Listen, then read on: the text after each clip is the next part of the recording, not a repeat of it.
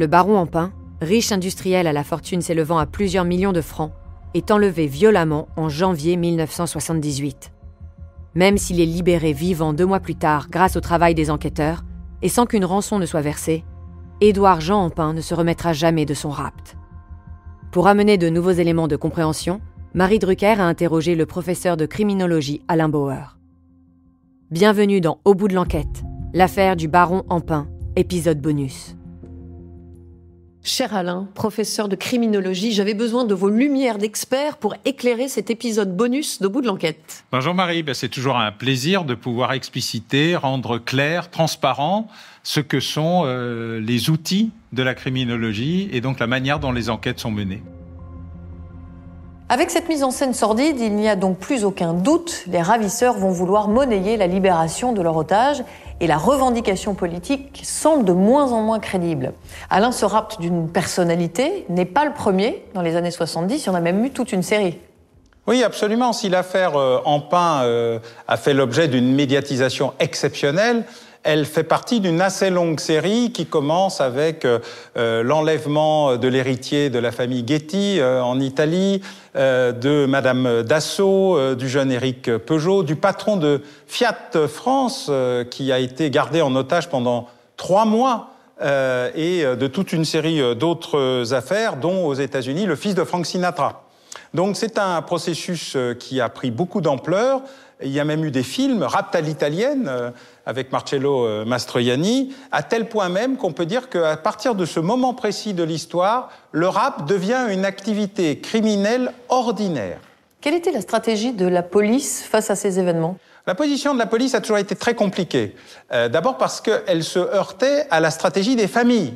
Les familles elles-mêmes se posaient la question de savoir s'il fallait payer ou ne pas payer, et elles avaient comme préoccupation essentielle la libération des otages. La police a dû manœuvrer pour instiller non pas un processus de refus de payer, mais de discussion permettant d'obtenir la libération des otages en obtenant des garanties, des écoutes téléphoniques, de cabines téléphoniques à l'époque, de billets marqués, de faux policiers étant chargés de remettre la rançon, de mise en scène permettant d'interpeller certains des preneurs d'otages pour négocier avec les autres. Et puis, peu à peu, on a vu arriver une position beaucoup plus ferme qui a été celle de ne pas payer pour ne pas inciter à la prise d'otages. Le refus de payer la rançon est devenu l'instrument majeur de la position de la police, quitte à empêcher les familles de les payer quand les familles n'étaient pas convaincues elles-mêmes.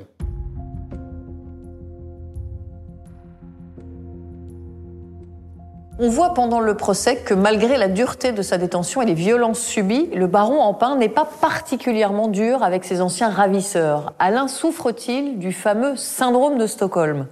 Il est assez difficile de se prononcer car il aurait fallu une analyse psychiatrique ou psychologique en tout cas du baron Empain pour le savoir. Il y a eu un phénomène effectivement en 1973 à Stockholm qui a permis de constater une relation assez empathique, dans certains cas, entre otages et preneurs d'otages. Que s'est-il passé à Stockholm cette année-là ? Alors, un criminel s'échappe de sa prison et, pour se faire un peu d'argent de poche, attaque une banque. La police intervient, des dizaines d'otages fuient, d'autres sont conservés dans la banque et la négociation va durer plusieurs jours, quasiment une semaine. Et il se trouve que durant cette période, une relation très particulière va se créer entre le preneur d'otages et les otages, à tel point même que ceux-ci ne voudront pas porter plainte, se cotiseront pour assurer la défense de leurs ravisseurs et critiqueront beaucoup plus la police, dont ils diront qu'ils ont eu plus peur que du preneur d'otages lui-même, bien qu'il soit armé. Comment expliquer ce phénomène psychologique ? Selon les experts, 3 règles sont indispensables pour établir l'existence d'un syndrome de Stockholm.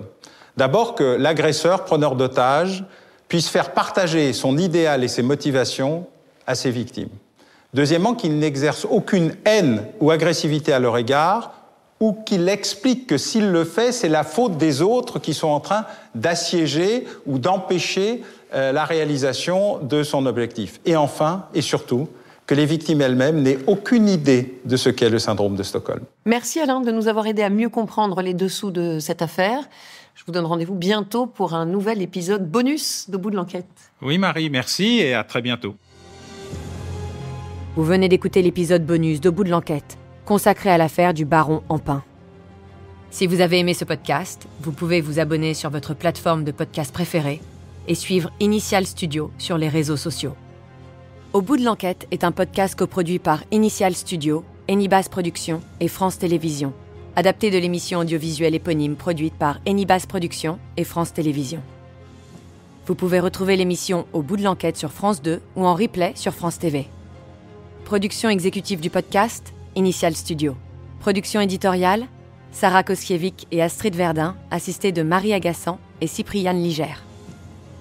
Montage, Camille Legras. Avec la voix de Julie Drey et Marie Drucker.